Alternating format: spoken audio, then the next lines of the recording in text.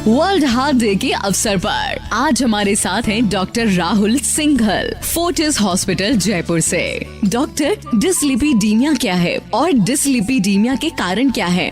Dyslipidaemia का मतलब है कि ब्लड वेसल जो हमारे ब्लड होता है उसके अंदर कोलेस्ट्रॉल का जमा हो जाना। तो डिसलिपिडीमिया में कोलेस्ट्रॉल होता है, टोटल कोलेस्ट्रॉल जिसको हम बोलते हैं। इसमें तो कई प्रकार के कोलेस्ट्रॉल होते हैं, like LDL cholesterol, HDL cholesterol, triglyceride, non HDL cholesterol. तो मोस्टली एचडीएल कोलेस्ट्रॉल के अलावा सारे जो कोलेस्ट्रॉल होते हैं they are considered to be bad cholesterol. तो बैड कोलेस्ट्रॉल ये हमारी आर्टरीज के जो वॉल्स में उसमें जमना चालू हो जाता है, जिसकी वजह से धीरे धीरे जो आर्टरीज में ब्लॉकेज आना शुरू हो जाता है। जैसे हम लोग सब जानते हैं कि ब्लॉकेज की आने की वजह से पेशेंट को चेस्ट में पेन या जहां भी कहीं ब्लॉकेज होगा उसके हिसाब से उसको प्रॉब्लम शुरू हो जाती है। डिसलिपिडीमिया का प्रायरली कारण जो होता है वो मैं उसको दो पार्ट में डिवाइड करूंगा। पहला होता है इनहेरिटेड और दूसरा होता है एक्वायर्ड। इनहेरिटेड मतलब जो जन्म से ही मनुष्य को जीन्स के थ्रू मिलता है। तो इसमें तो जैसे इसको हम फैमिलियल हाइपर कोलेस्ट्रोलेमिया में भी बोलते हैं, जिसमें कोई जीन्स में प्रॉब्लम होने की वजह से फैमिलीज में रन करता है। दूसरा है कि एक्वायर्ड। एक्वायर्ड मीन्स मतलब अपनी जो कार्यशैली है उसमें बदलाव होने की वजह से डिसलिपिडीमिया होता है। तो इसको हम फर्दर दो पार्ट में डिवाइड कर सकते हैं। एक होता है जो मॉडिफाइड हम कर सकते हैं और कुछ फैक्टर्स होते हैं जो हम मॉडिफाई नहीं कर सकते। तो जिनको हम मॉडिफाई नहीं कर सकते उसमें है एज। जैसे जैसे हमारी एज बढ़ती है तो यह डिपोजिशन ज्यादा जमना चालू हो जाता है, क्योंकि हमारी कार्यशैली में भी और खाने पीने की उसमें भी फर्क पड़ता है, जिसकी वजह से प्रॉब्लम चालू हो जाती है। दूसरा होता है मॉडिफाइबल। मॉडिफाइबल में मोस्टली जो आजकल के जो टाइम में है वो है स्ट्रेस, जिसकी वजह से स्ट्रेस की वजह से काफी हार्मोन जो स्ट्रेस हार्मोन्स हैं वो बॉडी में बनते हैं, जिससे कोलेस्ट्रॉल का जमा होना चालू होता है। दूसरा है लैक ऑफ फिजिकल एक्टिविटी। तीसरा है कि मोटापा बढ़ना, जिसको हम ओबेसिटी बोलते हैं, तो उसकी वजह से। Fourthly the most important cause diabetes. तो अनकंट्रोल शुगर की वजह से भी कोलेस्ट्रॉल बॉडी में जमा हो जाता है, पर्टिकुलरली हमारे एब्डोमेन के आसपास, और जिसको हम एब्डोमिनल ओबेसिटी बोलते हैं। फिर smoking. These are 4 and 5 causes जिसकी वजह से एक्वायर्डली हमें डिसलिपिडीमिया के सिम्टम्स होते हैं। डॉक्टर, सामान्य रक्त कोलेस्ट्रॉल, एलडीएल और एचडीएल स्तर कितना होना चाहिए? जैसे टोटल कोलेस्ट्रॉल का लेवल ब्लड में लेस देन 190 होना चाहिए। इंडियन सिनेरियो में हम लोग टारगेट करते हैं कि it should be less than 150। Similarly LDL cholesterol should be less than 115। और पर्टिकुलरली जिनको हार्ट की प्रॉब्लम है उनको हम आजकल टारगेट इवन 70 to 100 के बीच में रखना चाहते हैं उनका कोलेस्ट्रॉल। सिमिलरली ट्राइग्लिसराइड का लेवल जो है वो लेस देन 150 होना चाहिए। और जो एचडीएल है, means among all the 4 cholesterol, जो 3 कोलेस्ट्रॉल है ये तो बैड कोलेस्ट्रॉल है, तो इनके लेवल्स तो कम होने चाहिए। लेकिन जो एचडीएल कोलेस्ट्रॉल है इसका लेवल ज्यादा होना चाहिए। तो it should be more than 40 in males. Males में 40 से ज्यादा और फीमेल्स में 50 से ज्यादा वो नॉर्मल वैल्यूज होती है।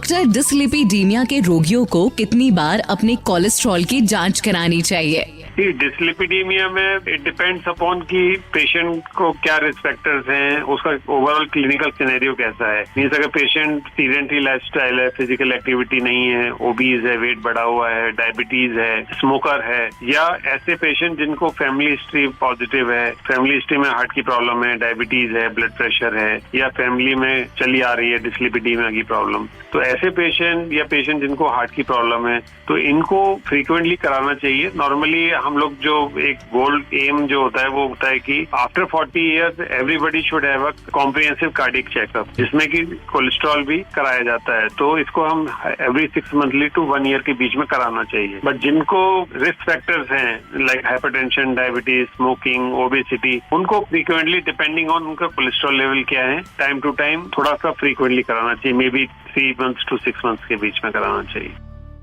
डॉक्टर, अपनी जीवन शैली के अनुसार रोगी को अपने आहार और व्यायाम में क्या बदलाव करने चाहिए जिससे कोलेस्ट्रॉल सामान्य रहे? डिसलिपिडीमिया के रिस्क फैक्टर सारे हमारे लाइफस्टाइल से जुड़े हुए हैं। तो lifestyle modification is one of the gold standard treatment for dyslipidaemia. तो डिसलिपिडीमिया हाई कोलेस्ट्रॉल को हम अपने लाइफस्टाइल में बदलाव के कारण से काफी हद तक कंट्रोल कर सकते हैं, जिसमें कि हम अपनी फिजिकल एक्टिविटी को बढ़ाएं, योगा करें, मेडिटेशन करें, और जितना भी जब जब भी हमें पॉसिबल हो हम उसको फिजिकल एक्टिविटी करें। मीन्स हमें लिफ्ट और स्टेयर्स में चूज करना हो तो हमेशा स्टेयर्स को चूज करें। मतलब in all sort of activities हम लोगों को मौका ढूंढना चाहिए कि हमारी फिजिकल एक्टिविटी हो। छोटी छोटी बातें अपने डाइट में, जितना भी अपना जंक फूड है वो सब अवॉइड करना चाहिए, अपना घी वगैरह ये सब सारा अवॉइड करना चाहिए। जितना भी हो best possible refined oil use करें, मस्टर्ड ऑयल यूज कर सकते हैं अपन, सैचुरेटेड मोनोअनसैचुरेटेड फैटी एसिड्स का कॉम्बिनेशन यूज कर सकते हैं,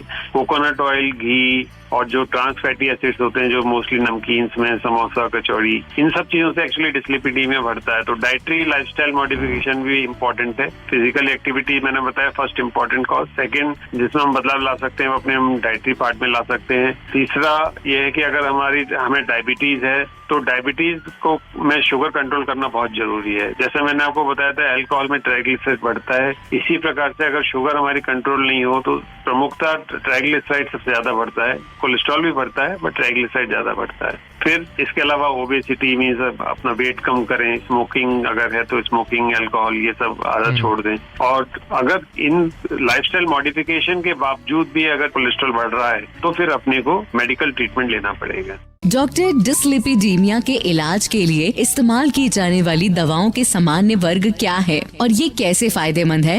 मेडिकल ट्रीटमेंट में इसमें 3-4 क्लासेस की ड्रग्स होती हैं जिसको हम स्टैटिन्स बोलते हैं। प्रमुखतः स्टैटिन्स होती हैं। एक दूसरा ग्रुप होता है फिनोफाइब्रेट्स और तीसरा होता है इसके जो एजिटेमाइब वाला ग्रुप, जो HMG कोएंजाइम रिडक्टेज इनहिबिटर्स बोलते हैं जिनको हम लोग अपने मेडिकल टर्मिनोलॉजी में। तो मोस्टली जो यूज होती हैं वो स्टैटिन्स यूज होती हैं जो वाइड स्प्रेड यूज हो रही हैं आजकल। मतलब किसी भी पेशेंट में जिनको हार्ट की प्रॉब्लम हो, डायबिटीज हो, ब्लड प्रेशर हो, तो इवन हम उनको प्रोफाइलेक्टिकली भी देते हैं। मींस स्टैटिन्स का रोल केवल कोलेस्ट्रॉल में नहीं है बल्कि छोटे छोटे जो प्लाक्स आर्टरी में धीरे धीरे जमा हो जाते हैं उनको भी वो स्टेबलाइज करती हैं। तो स्टैटिन्स का आजकल वाइड स्प्रेड रोल है। जो कोलेस्ट्रॉल के अलावा भी एक ये मिथ है जो मैं आपको आपके माध्यम से बोलना चाहूंगा कि खाली ये कोलेस्ट्रॉल की दवा नहीं होती स्टैटिन। तो ऐसा लोग सोचते हैं प्राय कि कोलेस्ट्रॉल बढ़ा हुआ है तभी लें, कोलेस्ट्रॉल नॉर्मल होता है तो हम छोड़ दें दवा। क्योंकि इसमें कोलेस्ट्रॉल के अलावा भी कई जो हमारे बॉडी में रिएक्शंस हो रहे होते हैं उसको भी ये कंट्रोल करती है, जिसकी वजह से काफी प्लाक में स्टेबलाइजेशन वगैरह आता है जो आगे हमें हेल्पफुल करता है कि आगे आर्टरीज में रुकावट ना हो। दूसरा जो ग्रुप होता है वो है फिनोफाइब्रेट्स। तो फिनोफाइब्रेट जैसे मैंने बताया था कि alcoholic liver disease, smoking, diabetes, इन सब में ट्राइग्लिसराइड की लेवल ज्यादा बढ़ता है एज कम्पेयर टू कोलेस्ट्रॉल।